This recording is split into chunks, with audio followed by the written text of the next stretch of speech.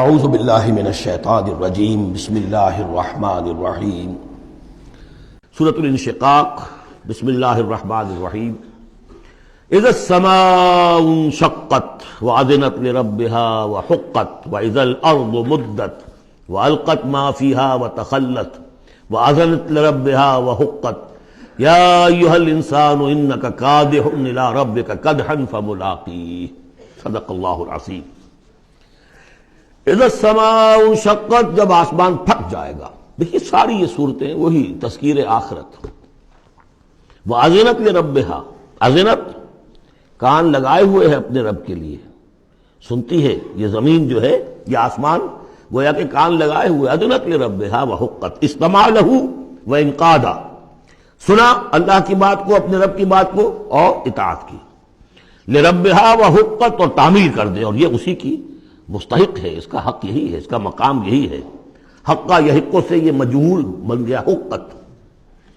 وَإِذَا الْأَرْضُ مُدَّتْ، اور جب کہ زمین کو پھیلا دیا جائے گا یا کھینچ دیا جائے گا۔ وَأَلْقَتْ مَا فِيهَا وَتَخَلَّتْ، اور وہ نکال باہر کرے گی، گرا دے گی باہر جو بھی اس کے اندر تھا، اور خالی ہو جائے گی۔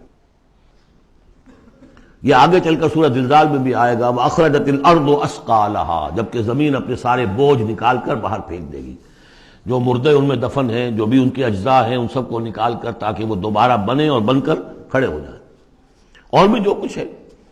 وَأَذِنَتْ لِرَبِّهَا وَحُقَّتْ، اور زمین کا معاملہ بھی یہی ہے کہ وہ اپنے رب کا حکم سنتی ہے اور اس کی تعمیل کرتی ہے، اور وہ اسی کی سزاوار ہے، یہی اس کو لائق ہے، زیب دیتا ہے۔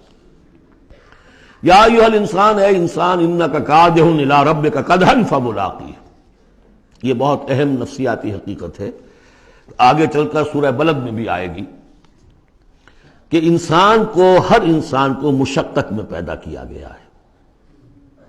ہر انسان کے لیے دنیا جو ہے دارالمحن ہے، اگرچہ مشقتوں کی نوعیت جو ہے اس میں فرق ہے۔ کسی کی جسمانی مشقت زیادہ ہے، وہ کسی چلائی ہے، اس نے اینٹیں ڈھوئی ہیں، ہل چلایا ہے، پھر وہ رات کو ایسا سوتا ہے کہ اس کو صبح کی خبر دیتا ہے، اسے اس وقت بے چینی کوئی نہیں ہوتی۔ کسی کی ذہنی ہے، مل کا مالک ہے، بیٹھا ہوا ہے، پرابلم ہے، وہ رات کو بھی پیچھا نہیں چھوڑتے وہ پرابلمز، پھر اسے ہپنوٹکس چاہیے، اسے کوئی اور سیڈیٹیوز چاہیے، کسی طرح کی چیزیں، اینٹی ڈپریسنٹس چاہیے۔ ساری جو آج دنیا میں سب سے بڑی مارکیٹ جو ہے میڈیسنز میں، وہ ان دوائیوں کی ہو چکی ہے امریکہ میں۔ جو سب سے مہنگی دوائیاں وہ یہ ہیں، امراض ذہنی کی۔ کن کو ہوتے ہیں یہ؟ عام طور پر جن لوگوں کے ہاں ایفلوئنس ہے۔ تو معلوم ہے کہ ہر ایک کے لیے کوفت ہے۔ پھر یہ کہ کسی کو کوئی غم ہے، کسی کو کوئی غم ہے۔ عام آدمی یہ سمجھتا میں پیدل چل رہا ہوں، اس کے پاس سائیکل ہے، یہ بڑا اچھا ہے، بہت عمدہ ہے۔ اس سائیکل والے سے پوچھئے، اسے نظر آتا ہے کار پہ جاتا ہوا، اس کو اس کی جلن ہو رہی ہے۔ کار والا جو ہے وہ دیکھتا ہے کہ مجھ سے بہت زیادہ نئے ماڈل کی کار پہ گیا ہے، کہ نئی کار پر زنڈاٹا ہوا، اسے اس کی کوفت ہو رہی۔ تو کوفت اور یہاں پہ رنج اور محن، جس کو کہا ہے کہ قید حیات و بند غم اصل میں دونوں ایک ہیں، موت سے پہلے آدمی غم سے نجات پائے کیوں؟ اور معاملہ یہ ہے کہ موت پر بھی جب نجات نہ ملی، اب تو گھبرا کے یہ کہتے ہیں کہ مر جائیں گے، اور مر کے بھی چین نہ پایا تو کدھر جائیں گے؟ وہ جو اب جو گھبرا کے یہ کہتے ہیں، وہ تو بات آئے گی آپ کو سورہ بلد میں۔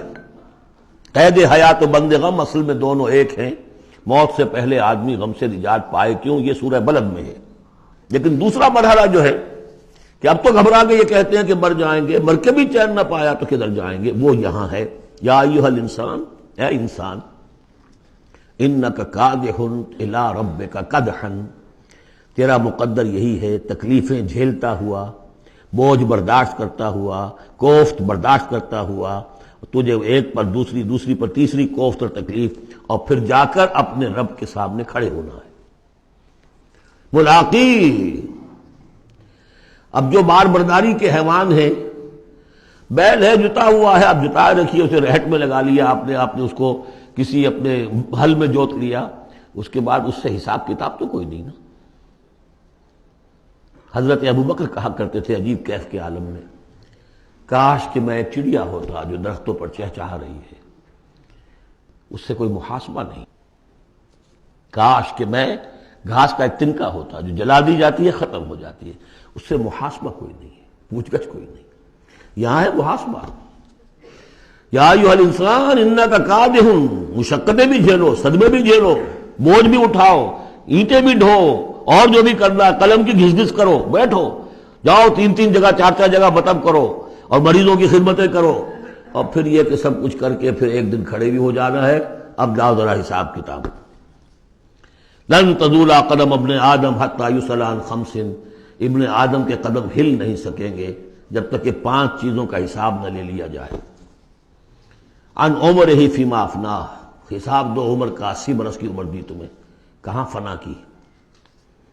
خاص طور پر وعن شبابہ فیما ابلاہ، شباب، جوانی، قوتوں کا، امنگوں کا دور، وہ کہاں گلائی تھی جوانی۔ وعن مالہ من این اکتسبہ وفیما انفقہ، مال کا حساب دو، کہاں سے کمایا تھا، حلال سے کہ حرام سے، اور کہاں خرچ کیا تھا، عیاشیوں میں، عللوں تللوں میں، یا ادائے حقوق میں۔ وَعَمَّا عَمِلَ فِيمَا عَلِمَ، اور 5واں سوال سب سے مشکل ہے، جو علم حاصل ہوا تھا اس میں عمل کتنا کیا۔ اس اعتبار سے ایک بات بتا دوں، برا نہ مانے، جن لوگوں نے پابندی سے یہاں، یہ ان کی سب سے بڑی مشکل ہو گئی ہے، اب سب سے بڑی مشکل اب ان کی ہے۔ اما عمل فیما علم، جو علم حاصل ہوا ہے اس میں عمل کا حساب کتاب ہوگا۔ وہ غریب جنہیں موقع ہی نہیں ملا، کبھی کوئی ایسی صورت ہی نہیں بنی کہ ان کے سامنے قرآن کی دعوت آ گئی ہو، ان کے پاس شاید کوئی نہ کوئی عذر ہو، ان کے عذر کا حصہ جائے گا ان پر جن کے ذمہ تھا کہ قرآن کی پہنچایا نہیں پہنچایا۔ لیکن یہ ہے کہ جن تک یہ بات پہنچ گئی انہیں سمجھ لینا چاہیے کہ بہت سخت ہے معاملہ۔ صدق اللہ العظیم۔